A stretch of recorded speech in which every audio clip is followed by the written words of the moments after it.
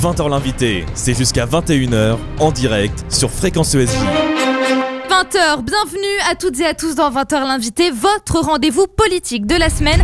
Vous êtes bien sur Fréquence ESJ, It's and Talk, et ce soir nous sommes jusqu'à 21h avec Éric Alauzet, député La République En Marche de la 2e circonscription du Doubs. Alors Éric Alauzet n'est pas encore arrivé, il vient directement de l'Assemblée nationale sûrement, et il est apparemment coincé dans les bouchons, ça arrive, mais il ne devrait pas tarder. Quoi qu'il en soit, au programme de 20h l'invité, les 4 étapes du déconfinement sont maintenant connues. Hier, c'était la fin des attestations de déplacement en journée, mais si certains chiffres de la circulation du Covid-19 ont baissé, d'autres, comme le nombre de personnes en réanimation, restent élevés. Alors, est-il temps de déconfiner et la vaccination va-t-elle assez vite ? On se pose ces questions avant de se pencher sur le côté financier de cette crise sanitaire. Il y a quelques heures à peine, les députés ont voté solennellement pour la loi climat et résilience, une loi jugée insuffisante, notamment par la gauche d'Europe Écologie Les Verts, un parti auquel appartient Éric Alauzet, appartenait en tout cas. On verra avec lui si l'ambition du gouvernement aujourd'hui en matière d'écologie est suffisante. Et puis également au programme la présidentielle 2022, La République En Marche semble de plus en plus seule face aux autres partis. On s'arrêtera aussi sur les prises de position d'Éric Alauzet, notamment sur la fin de vie assistée. N'hésitez pas, vous pouvez réagir tout au long de l'émission, nous laisser vos commentaires sur les réseaux sociaux, hashtag Fréquence ESJ sur Twitter ou un message sur notre page Facebook. On regarde tout et on pose vos questions en fin d'émission. 20h l'invité en direct jusqu'à 21h avec Éric Alauzet, c'est parti. 1 heure de politique en direct, c'est 20h l'invité sur Fréquence ESJ. Pour commencer cette édition de 20h l'invité et pour laisser le temps à Éric Alauzet d'arriver, Éric Alauzet qui est très sûrement bloqué dans les bouchons, les joies du début du déconfinement peut-être, eh bien on l'a appris il y a quelques heures, l'Assemblée nationale a voté majoritairement pour la loi climat et résilience, la loi donc qui est issue de la Convention citoyenne pour le climat. C'était un vote solennel. Alors on va revenir dessus avec Éric Alauzet un peu plus tard dans l'émission. Mais en attendant son arrivée, Adrien Hardy, vous m'avez rejoint. Bonsoir Adrien. Bonsoir Manon. Et vous allez nous aider un peu à y voir plus clair. Concrètement, c'est quoi la loi climat ? Déjà, elle a été votée très largement, comme vous l'avez dit, avec 332 voix pour et 77 contre, ainsi que 145 abstentions. Cette loi, en fait, elle vise à toucher tous les aspects de la vie quotidienne. Par exemple, la suppression des lignes aériennes intérieures, lorsqu'un trajet en train de moins de 2 heures est possible, entre Bordeaux et Lyon ou Paris et Nantes, par exemple. Certains députés du Sud-Ouest et Airbus et ses sous-traitants ont cependant contesté cette décision. La Convention citoyenne pour le climat avait, elle, prévu cette interdiction à partir de 4 heures de trajet. 1h30 ont donc été économisées. L'élargissement de l'interdiction de la mise en location des passoires thermiques en 2028 fait aussi partie du projet. Des mesures en faveur des vélos, elles aussi, sont dans le projet loi climat. Par exemple, l'élargissement de la prime de la conversion lorsqu'un vélo électrique est acheté. Un délit d'écocide va aussi être créé. L'interdiction de diffusion de publicité pour les énergies fossiles a été votée. Globalement, les avis sont très mitigés. Certains parlent d'une bascule culturelle quand d'autres évoquent de timides avancées.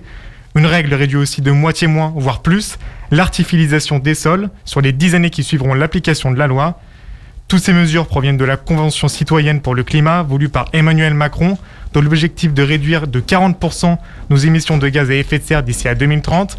Éric Alauzet nous dit dans quelques minutes si cet objectif est atteignable selon lui. Le projet de loi est attendu au Sénat dans le courant de juin, avant un ultime retour à l'Assemblée nationale. Merci Adrien Hardy.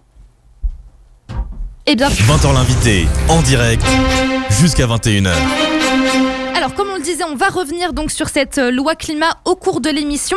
Éric Alauzet, député La République En Marche de la 2e circonscription du Doubs, vient de nous rejoindre. Mais pour lui laisser peut-être le temps de s'installer et pas dans la précipitation, je vais commencer avec le mot du jour. Un mot que la rédaction politique de Fréquence ESJ a choisi et qui résume une des actualités fortes de ce mardi 4 mai.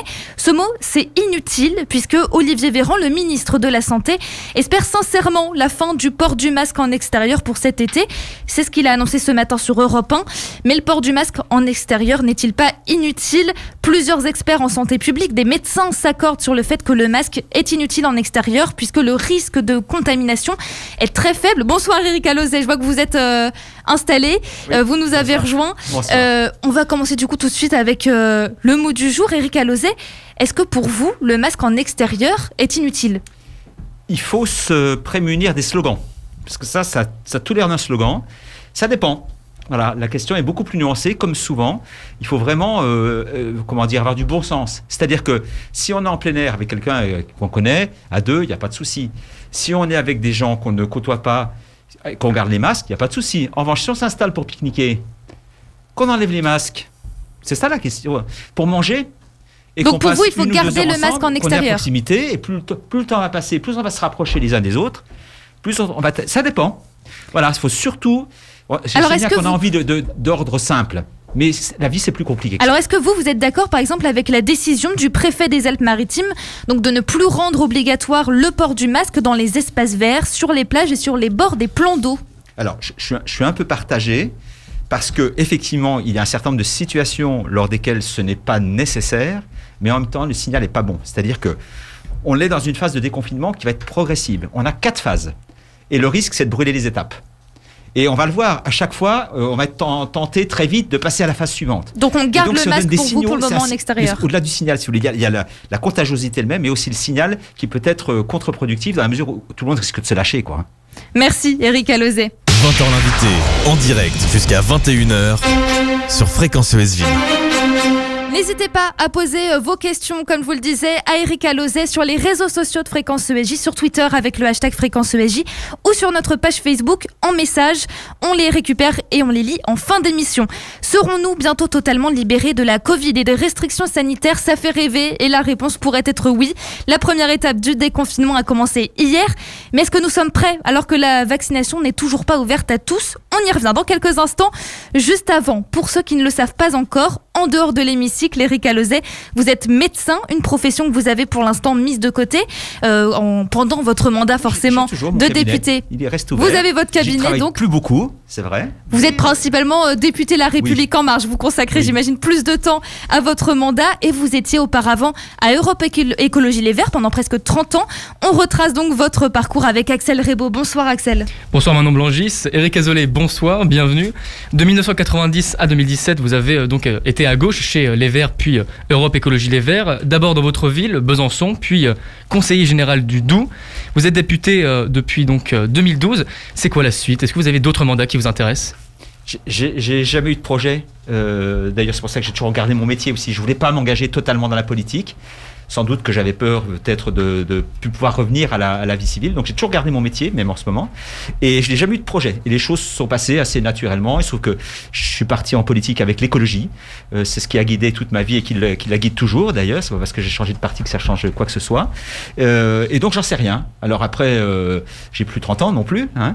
Donc j'ai sans doute moins de projets qu'auparavant. Mais les choses sont venues assez naturellement. Et j'ai pu, effectivement, on parle de carrière politique, ou en tout cas avoir des succès et des mandats parce que j'étais dans ce mouvement de l'écologie. Et donc vous le dites, vous gardez quand même un pied dans la vie civile avec votre métier, votre profession de médecin. Pour moi, la politique n'est pas un métier. Vous l'avez dit justement, même si vous changez de parti politique, vous restez écologiste. En 2017, justement, vous quittez Europe Écologie Les Verts.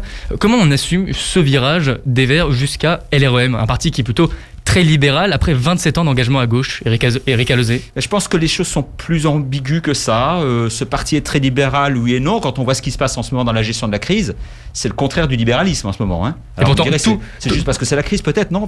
Tous les pays conservateurs, libéraux actuellement ont fait des mesures, comme aux États-Unis, également au Royaume-Uni. Quand on a une politique et des dépenses publiques au niveau où elles sont en France, je dirais qu'on est un gouvernement de droite, de gauche ou libéral ou autre. Malgré tout, on reste dans un pays où les solidarités sont trop hautes aujourd'hui, les dépenses publiques, selon vous? Non, c'est pas du tout ce que je veux dire. Je veux dire qu'on est, même quand il y a eu Jacques Chirac, même Nicolas Sarkozy, c'était des gouvernements de droite, mais on avait essentiellement, structurellement, une politique de solidarité dans notre pays. Donc la droite et la gauche, selon qu'on va dans un pays ou dans un autre, c'est pas du tout les mêmes repères. Et quand on regarde dans le temps aussi, ça évolue aussi. Donc il faut pas rester figé sur une idéologie ou un parti politique, il faut savoir évoluer. Et comme l'écologie elle-même, que j'ai bien connue, les Verts que j'ai fréquenté pendant 30 ans, faisait un peu l'élastique entre des moments d'ouverture, de prise de responsabilité, et puis d'autres moments plus protestataires de repli, c'est ça qui a fini par muser. Et voilà, moi je ne suis pas du tout dans la protestation. De quel genre de repli vous parlez chez Europe Écologie Les Verts? Eh bien, le repli, c'est quand on met en avant principalement les idéologies, qu'on met en avant des projets de société démesurés par rapport à ce que la société peut accepter et qui ne sont pas donc réalisables, qui ne sont pas réalisables, si ce n'est en créant des crises sociales ou économiques majeures. Voilà. Donc ça, c'était un problème chez Europe Écologie Les Verts. Quel genre de crise? Ça dépend. Est-ce que vous avez un événement en particulier chez Europe Écologie Les Verts qui vous a finalement fait partir du parti? Quand les Verts sont entrés au gouvernement avec Dominique Voynet et Lionel Jospin, à l'époque de la gauche plurielle, il y a eu ce mouvement d'ouverture, de dialogue avec les autres. Ça a été la même chose quand Cécile Duflot est allée au gouvernement avec François Hollande. Mais très très vite, je l'ai vu dans mon mouvement, au bout de 6 mois, il fallait sortir du gouvernement. Parce qu'on n'assume pas dans ce mouvement les difficultés, le mécontentement, éventuellement les frustrations de la population, ou de pas, d'un claquement de doigts, régler les problèmes instantanément.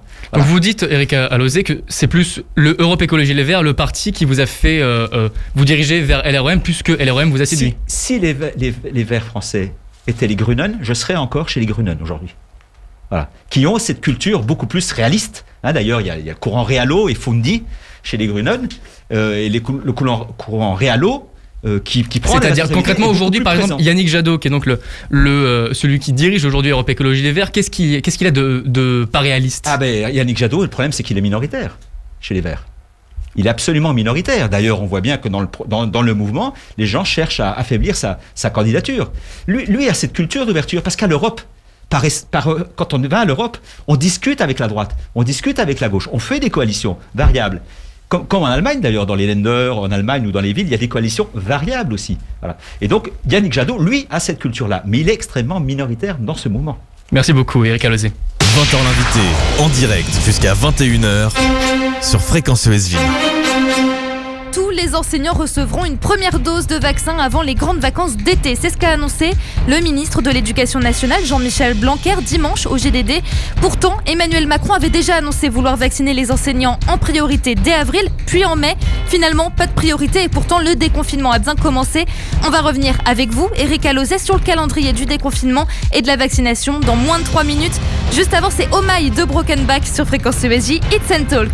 20h17 sur Fréquence ESJ, It's and Talk. Vous aime bien dans 20h l'invité et on est en direct avec Éric Alauzet, député La République En Marche du Doubs. Vous êtes aussi médecin, Éric Alauzet, donc vous avez forcément un autre niveau de lecture de cette crise sanitaire et nous sommes aujourd'hui à J+1 sur le début du déconfinement.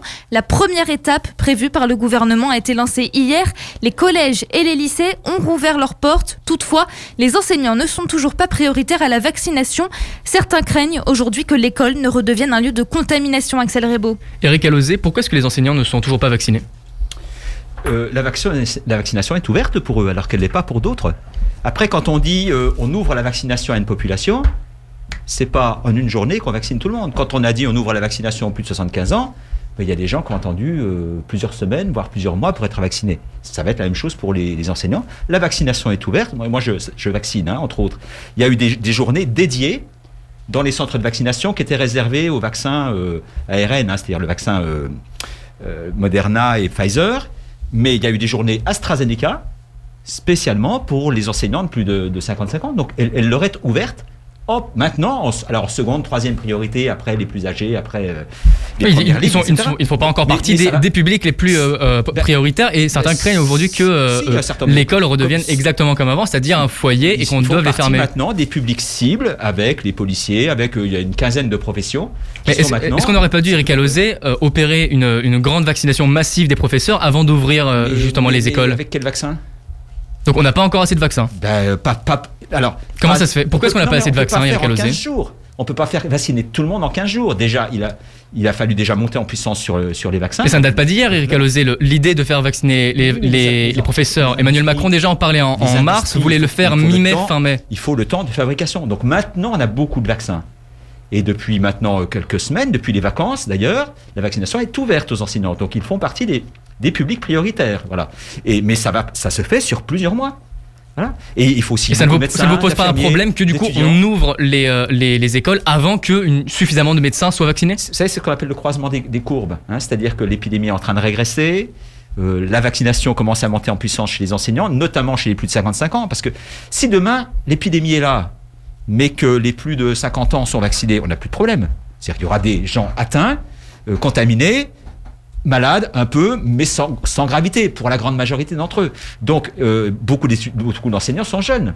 Quand on a dit que gens qui avaient des complications graves, je n'ai plus de 65 ans, ça ne concernait pas les enseignants. Très peu. Éric Alauzet, il y a quelques mois, le ministre de l'Éducation, Jean-Michel Blanquer, affirmait... Jusque-là, il y a peu de cas globalement, il y a 0,67% des classes là, qui ont été fermées. Donc selon vous, pour l'instant, c'est un succès, il n'y a pas de souci. Quand il y a un cas, il faut être vigilant, geste barrière, il faut rester très, très prudent. Mais est-ce que vraiment les mesures mises en place, donc surtout les autotests, ça pourrait être suffisant? Il y a quelques mois, le ministre de l'Éducation, Jean-Michel Blanquer, affirmait lui que les écoles n'étaient pas du tout un lieu de contamination. Finalement, on l'apprend, elles le sont.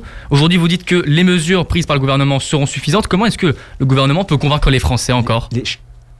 Il faut accepter que les choses changent. Elles changent pour plusieurs raisons. Déjà parce que la connaissance évolue. Il y a des choses qu'on ne savait pas il y a 3 mois qu'on sait maintenant.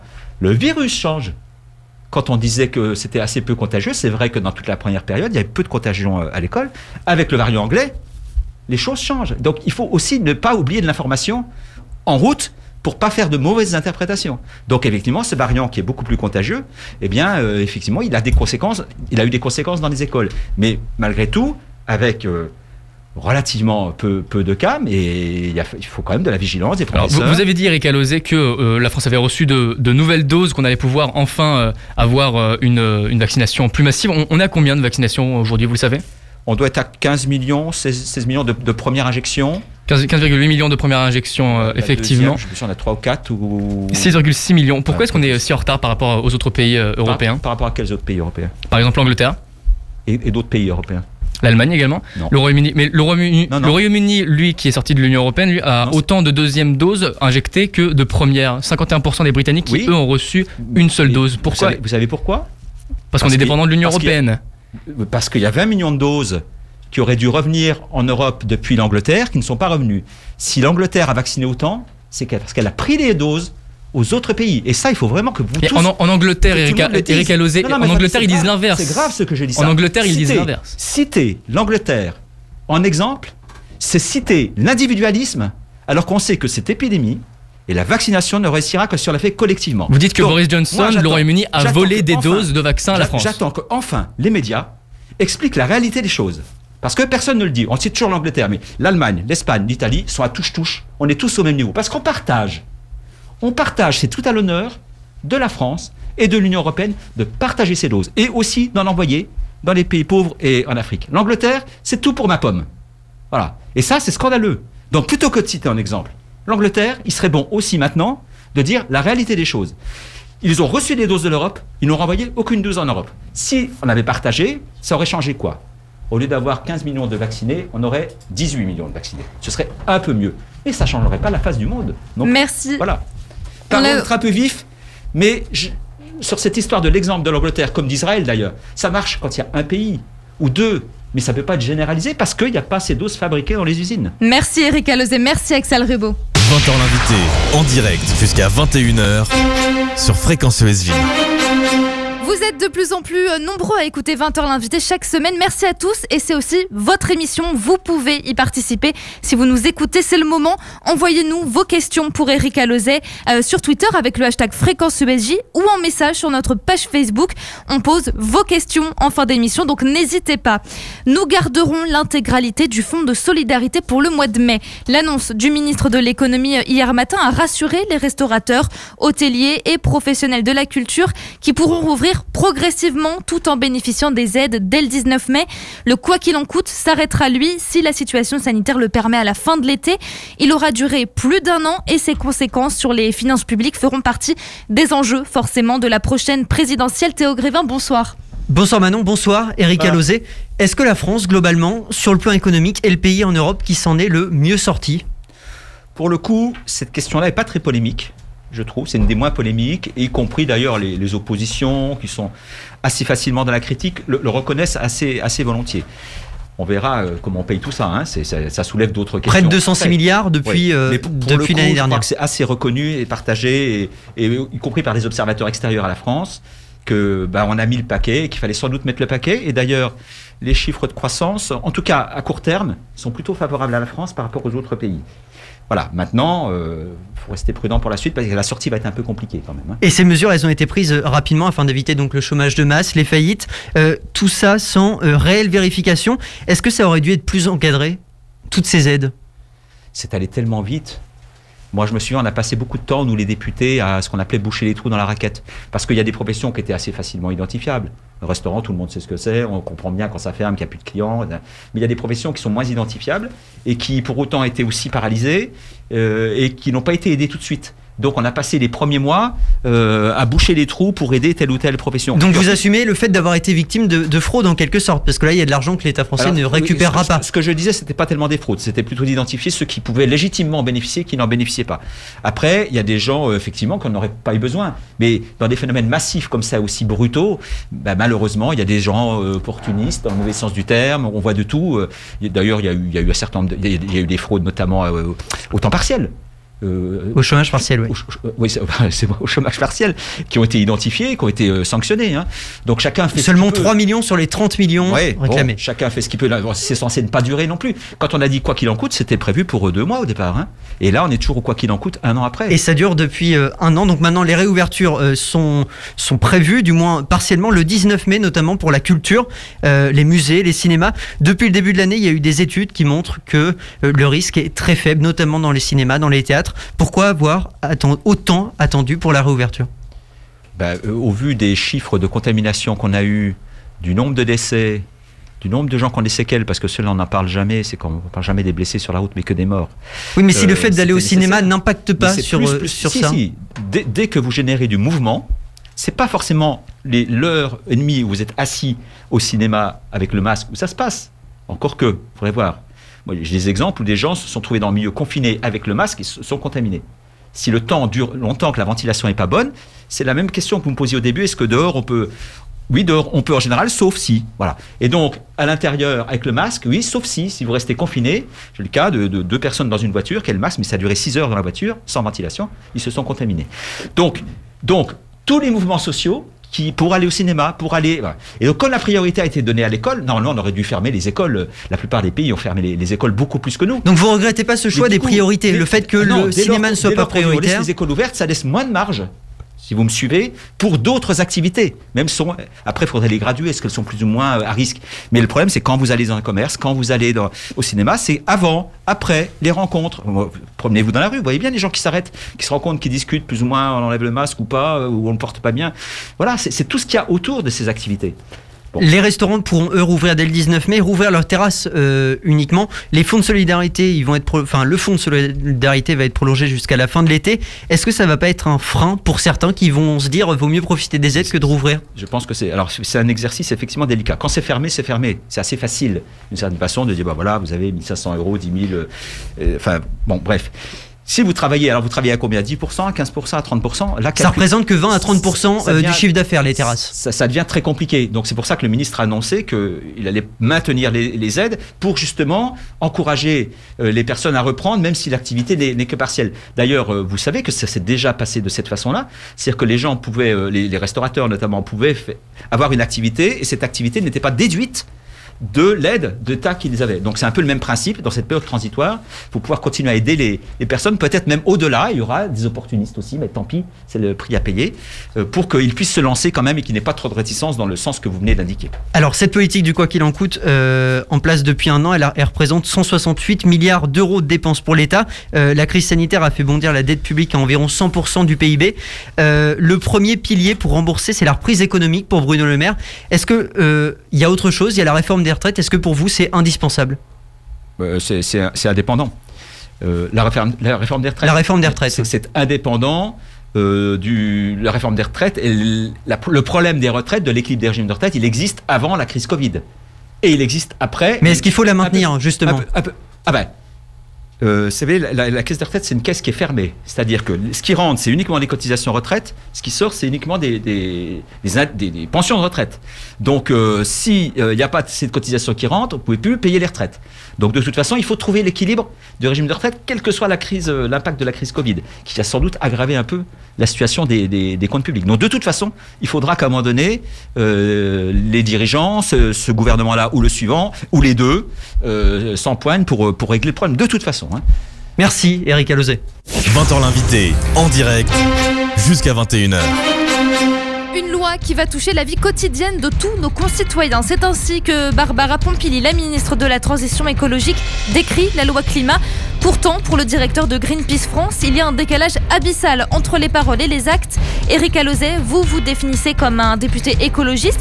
On va détailler les mesures de cette loi climat et les ambitions écologiques du gouvernement avec vous. Juste après un titre de Siane Ducrot, c'est Notre Julie Laxis sur Fréquence ESJ, It's and Talk.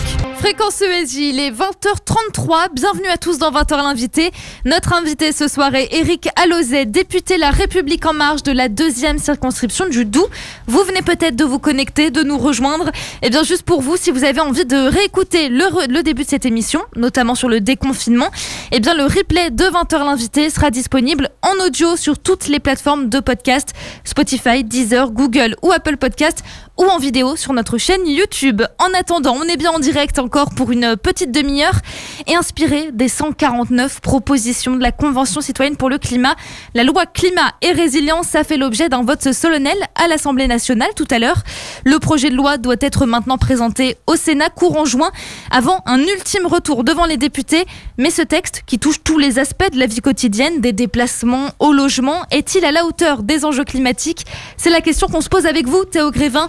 On revient sur les mesures et les critiques émises à leur égard. La loi climat a donc été adoptée tout à l'heure. Véritable bascule culturelle ou quelques timides avancées, Éric Alauzet ?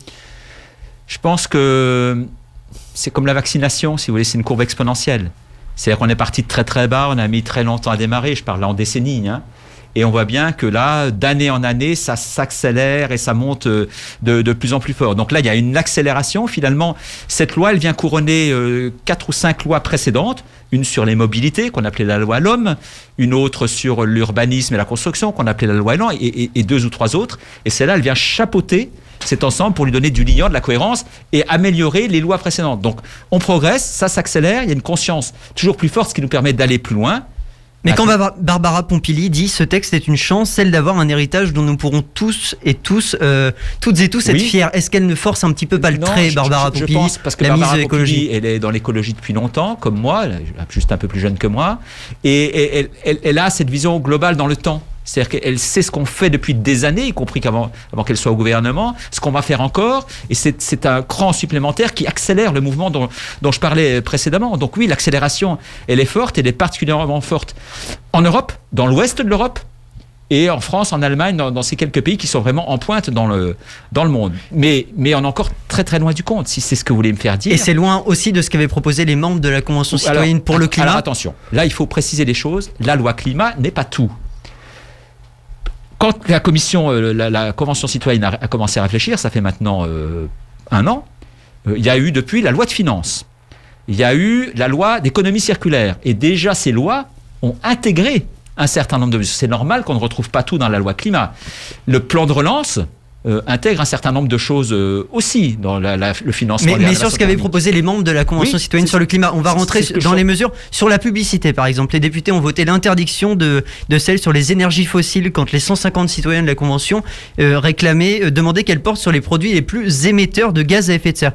Pourquoi là-dessus ça a reculé ? Alors, je suis bien placé sur ce sujet-là parce que j'ai animé le groupe de travail qui s'appelait Consommation, où on a traité de cette question-là. Moi, j'ai poussé pour qu'on aille plus loin.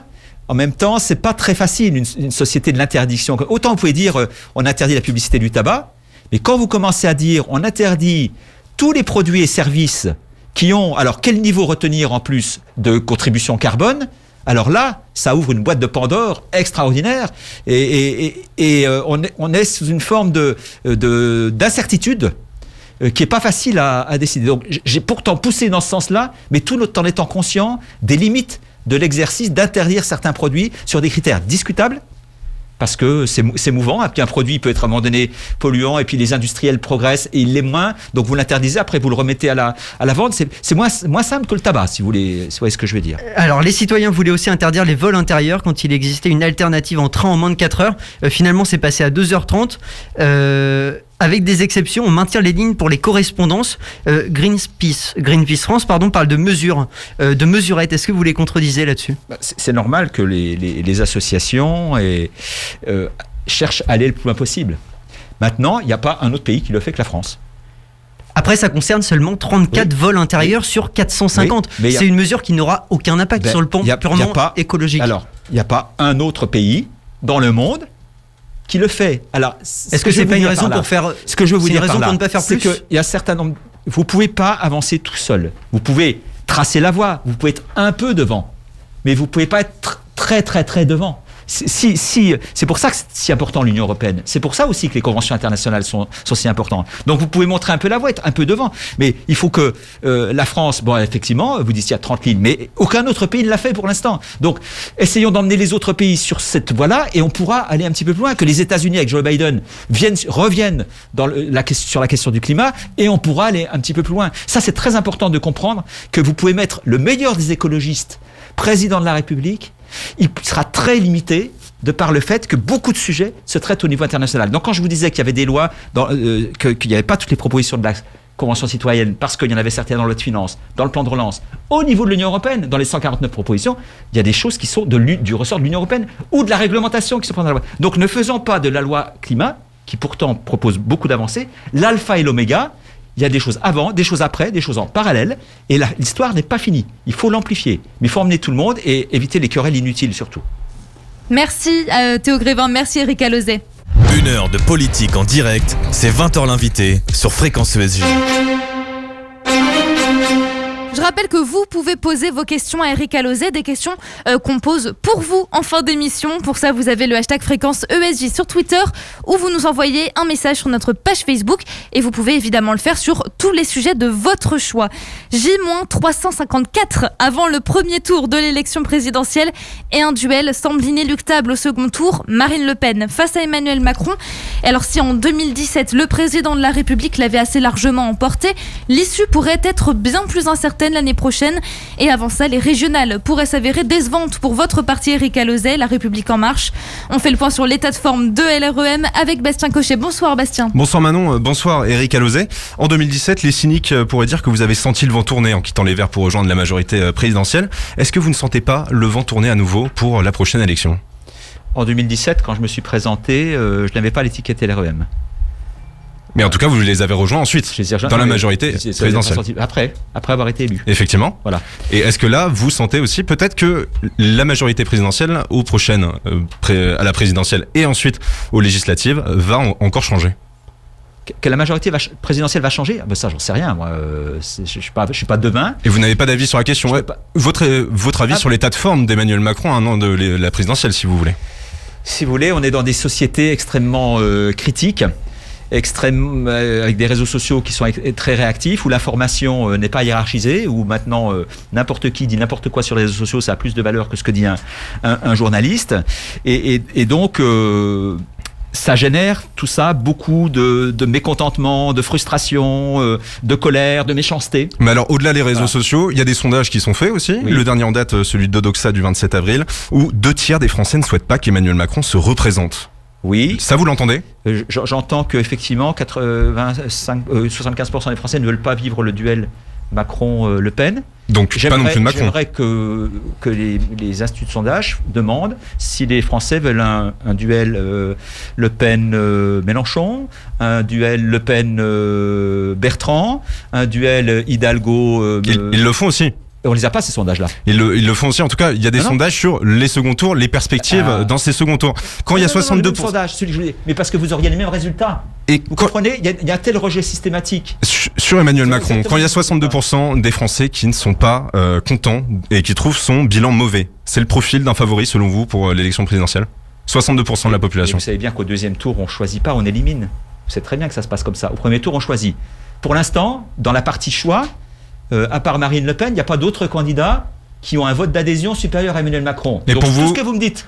Éliminer Marine Le Pen au second tour, c'est le meilleur choix qu'il y aurait à faire? Non. Mais tout ce que vous me dites sur les Français, sur le vote d'adhésion, effectivement, il y a 24% d'adhésion à Emmanuel Macron dans les gens qui s'expriment, mais les autres candidats ont beaucoup moins, donc les Français ne veulent pas plus des autres candidats. Donc ils veulent de Marine Le Pen? Je sais pas, oui, apparemment, une partie des Français veulent de Marine Le Pen.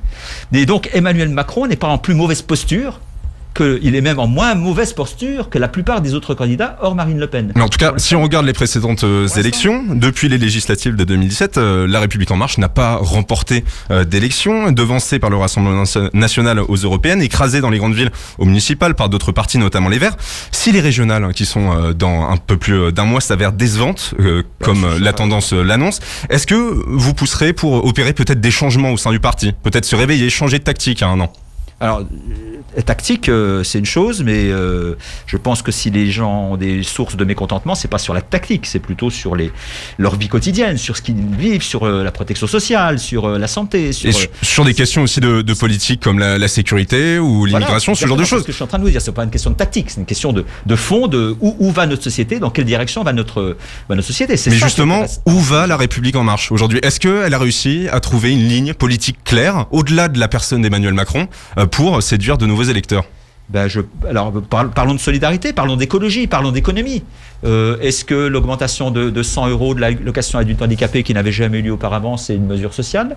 L'augmentation de la prime pour l'activité de plus de 100 €, c'est une mesure sociale. Il y a beaucoup de mesures sociales. Mais comme c'est de bon ton de rejeter les gouvernants en place d'une manière générale, Emmanuel Macron en particulier, mais les gouvernants en général. Donc on continue la petite musique de voilà, mais je crois qu'il n'y a pas à rougir. Il n'y a pas à rougir. À propos la politique a été menée depuis 4 ans. À propos des régionales en PACA, comme vous le savez, La République En Marche a retiré sa liste au profit de celle des Républicains pour fusionner avec elle. LREM aujourd'hui n'est pas assez puissant pour assumer tout seul une élection. C'est pas un signe de fébrilité? Alors, LREM est sans doute pas en situation de faire d'excellents scores. Ça, alors là, on va être d'accord, mais c'est un nouveau parti, c'est normal. En plus, vous le dites tous, et on le constate tous, il y a une prime au sortant. Donc, comme LREM n'a pas de sortant, c'est quand même compliqué. C'est un jeune mouvement qui ne s'est pas encore implanté sur les territoires. Il est tombé d'en haut. Voilà, avec Emmanuel Macron. Donc pour l'instant, c'est assez logique qu'il n'y ait pas de très très bons résultats au niveau local. Il n'y avait quasiment pas de maire sortant. Donc effectivement, il n'a pas pu conquérir dans un moment où on rejette le gouvernement en place et que vous êtes un nouveau parti, vous ne pouvez pas conquérir des villes et des régions. Donc merci. Tout ça est assez normal. Merci Eric Alauzet. 20h l'invité, en direct, jusqu'à 21h. Dans moins de 4 minutes, Eric Alauzet, on va s'arrêter sur certaines de vos prises de position. Vous avez par exemple défendu la loi sécurité globale et plus particulièrement la possibilité d'armer les policiers municipaux. Vous êtes également engagé en faveur du droit à une fin de vie libre et choisie. On voit ça juste après The Man Who Sold the World de Nirvana sur Fréquence ESJ, Hits and Talk. 20h49, vous êtes bien sur Fréquence ESJ, Hits and Talk, dernière ligne droite dans 20h l'invité. Avec vous, Eric Alauzet, député La République En Marche du Doubs. N'hésitez pas à vous abonner si vous êtes avec nous en ce moment aux réseaux sociaux de Fréquence ESJ pour retrouver le compte rendu et la vidéo de 20h l'invité. Et en ce moment même, vous pouvez aussi retrouver les principales déclarations, propositions qu'a fait Eric Alauzet tout au long de l'émission sur notre Twitter Fréquence ESJ. En cette dernière partie d'émission, on s'intéresse maintenant à 2 sujets sur lesquels vous vous êtes positionné, Eric Alauzet. Dans quelques instants, on aborde la fin de vie assistée, mais juste avant, on passe en revue vos positions en matière de sécurité, notamment un point pour lequel vous êtes favorable et qui divise, la question de l'armement des policiers municipaux, Bastien Cochet. Eric Alauzet, selon vous, la situation a évolué, les actes de violence se sont aggravés ces dernières années. C'est ce qui vous a poussé à changer d'opinion sur le sujet à l'occasion des dernières élections municipales, alors que votre majorité a toujours été contre. Vous basez sur un sentiment ou sur des données chiffrées pour vouloir cet armement?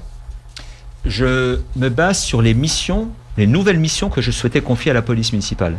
C'est pas je suis pour ou contre l'armement municipal. Mais est-ce que c'est une réaction d'émotion ou alors parce que vous avez l'impression que ça augmente ou vraiment vous pensez, vous avez des données qui vous disent il faut armer les policiers? Je vous explique. Je voulais changer les missions de la police municipale. C'est leur faire faire un certain nombre de choses qu'ils ne faisaient pas jusque-là. Qu'est-ce que je voulais leur faire faire? En particulier, les faire travailler la nuit. Également des rondes avec de la police nationale, mais il y a quand même... Les faire travailler avec la police nationale. Effectivement, mais il y a quand même la question centrale d'armer ces personnes. Les faire intervenir sur des missions d'ordre public avec plus d'autorité par rapport au délit de la vie quotidienne. Et ces actions que je voulais leur confier les exposaient, à mon avis, beaucoup plus quand on travaille la nuit, quand on travaille, même si on est en second rideau avec la police nationale, on est plus exposé. Et c'est ce qui m'a conduit, c'est pas une décision en l'air comme ça, mais c'est ce qui me conduit à dire, ils ne peuvent pas assumer ces nouvelles missions s'ils ne sont pas armés. Lorsqu'il y a des études qui sont faites par le CNRS, par des chercheurs Laurent Micheli, qui disent que statistiquement, sur les 20-30 dernières années, il n'y a pas d'augmentation des violences interpersonnelles. Ça a même baissé, c'est plutôt stable. Alors pourquoi cette nécessité d'armer ? Attendez, il n'y a pas d'augmentation des violences, c'est une augmentation de la délinquance. Il y a de moins en moins de respect. D'une manière générale, ça va des petites incivilités. Sur le long cours, c'est stable. Des petites... Non, vous le regardez, dans la vie quotidienne, les gens s'énervent beaucoup plus rapidement. Mais ça, c'est une réaction d'émotion. Ces personnes, ces sociologues, ils se basent sur des chiffres, des données. Oui, mais il y a des données et il y a des données contraires aussi. Vous apprenez une étude, on en prendra une autre. Bon. Mais ce qui compte surtout d'observer, c'est que la délinquance augmente et moi, je suis confronté dans ma ville, malheureusement c'est le cas de beaucoup de villes, à une délinquance liée au trafic de drogue. Et ça, c'est la pire de toutes, c'est la mère de tous les vices, qui génère dans certains quartiers, malheureusement, c'est ciblé dans certains quartiers, des comportements, et que je veux faire intervenir, je le ferai pas parce que je suis pas maire, intervenir la police municipale dans ces quartiers, aux côtés de la police nationale, et je ne peux pas les envoyer dans ces situations-là sans qu'ils puissent se protéger et déjà se sentir eux-mêmes en sécurité et protéger. Effectivement, mais comme vous l'avez dit, les Bisontins n'ont pas choisi, ont plutôt choisi une maire qui ne soutenait pas cette réforme. On va passer à l'autre sujet parce que on est un peu pressé par le temps. C'est un autre sujet clivant sur lequel vous avez pris position, c'est l'euthanasie, la fin de vie assistée. Vous avez signé une tribune le mois dernier avec 271 autres parlementaires appelant un débat digne et apaisé autour de cette fin de vie. Est-ce que vous estimez qu'il est impossible aujourd'hui d'avoir ce débat ? Il y a eu des amendements qui ont été faits par des députés les Républicains pour empêcher ce texte. Est-ce que c'est un débat impossible pour l'instant en France ? Non, le débat n'est pas impossible. Il a simplement été empêché dans le cadre de cette niche parlementaire, parce que vous savez que c'est une niche parlementaire d'initiative, donc parlementaire. La plupart des lois, c'est le gouvernement.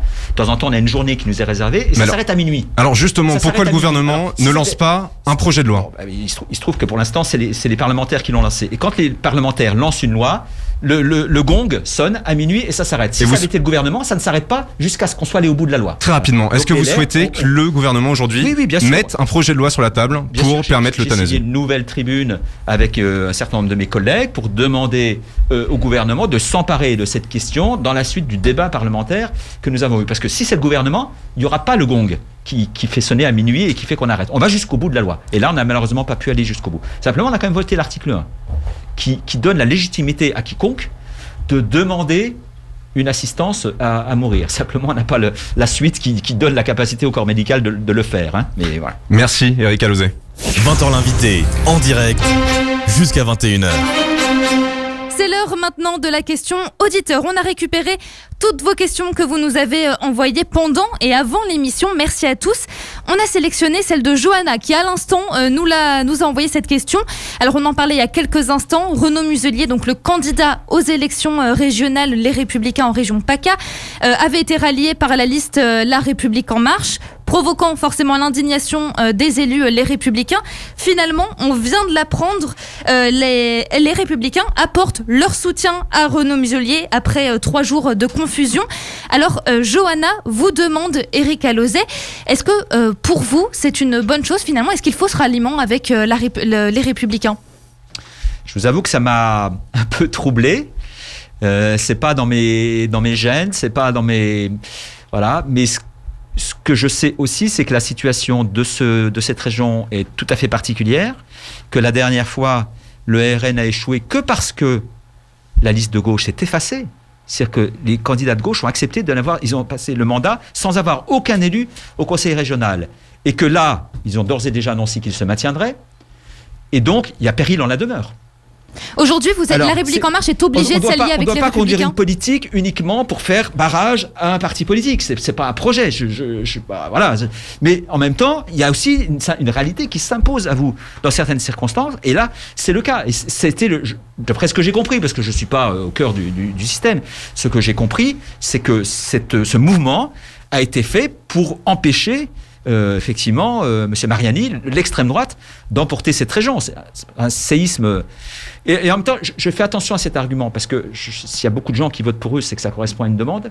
Il faut faire attention, il ne faut pas mépriser ces gens, il faut les respecter. Et encore une fois, on ne peut pas mener une politique juste pour faire barrage à un autre candidat. Donc il faut avoir un projet positif. On passe maintenant, Éric Alauzet, à l'agenda politique de la semaine avec Raphaël Bardena. Bonsoir Raphaël. Bonsoir Manon, bonsoir Éric Alauzet. Demain, pour la journée internationale de la sage-femme, la profession est en grève à l'appel de leur syndicat.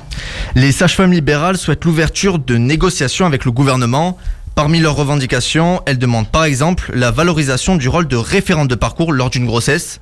Elles appellent aujourd'hui à une meilleure reconnaissance de leur statut, ce qui passe par une revalorisation salariale.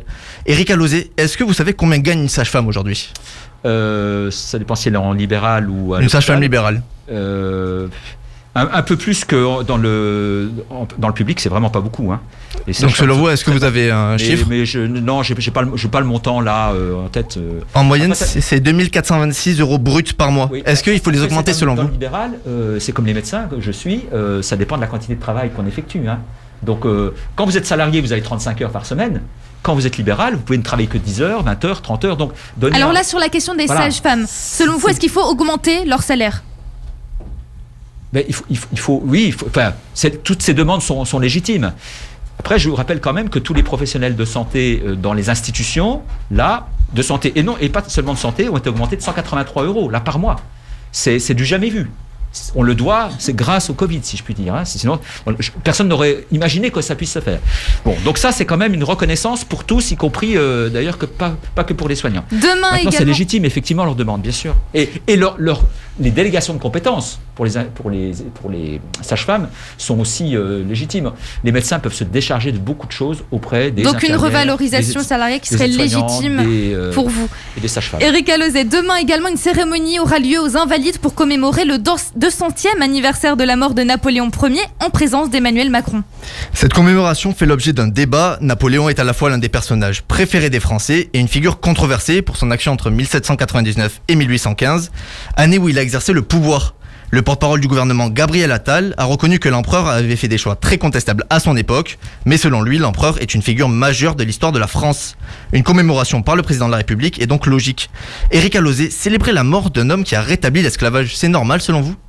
Écoutez, si ça permet d'éclairer un peu nos concitoyens, parce que vous dites que Napoléon Bonaparte reste populaire chez les Français, parce qu'ils ne connaissent souvent que sa figure de conquérant, et donc peut se glorifier des conquêtes comme ça, de façon un peu d'une épopée. Mais donc ça va être l'occasion. Éric Alauzet, on peut célébrer un homme qui a rétabli l'esclavage, qui représente ça aujourd'hui pour beaucoup de Français. Moi, je pense que le président de la République saura apporter à la fois les plus et les moins. Il y aura sans doute beaucoup de moins, et peut-être qu'il va éclairer nos concitoyens pour qui le regard sur cet homme va peut-être changer, parce qu'on va découvrir des facettes qui sont assez méconnues et qu'on a un peu médiatisées pour l'instant. Et en ce sens-là, ce sera au moins utile. Merci Éric Alauzet, merci Raphaël Bardena. 20h l'invité, en direct jusqu'à 21h sur Fréquence ESJ. 20h l'invité, c'est déjà la fin. Merci à toutes et à tous d'avoir été avec nous ce soir. Merci Éric Alauzet d'avoir accepté notre invitation et d'avoir répondu à nos questions. Je rappelle que vous êtes député La République En Marche de la 2e circonscription du Doubs et vous êtes aussi médecin acupuncteur. Prochain rendez-vous sur Fréquence ESJ, et bien c'est demain avec Storytelling en direct de 20h à 21h. Bastien Cochet et toute son équipe vous font découvrir des histoires incroyables mais vraies. N'hésitez pas aussi à vous abonner à nos réseaux sociaux Facebook, Twitter, Instagram, YouTube et TikTok pour ne rien manquer de Fréquence ESJ. Et puis quant à nous, on se retrouve mardi prochain dans 20h l'invité avec un nouvel invité. Il est 21h sur Fréquence ESJ. Passez une très bonne soirée en musique. 20h l'invité, c'est jusqu'à 21h en direct sur Fréquence ESJ.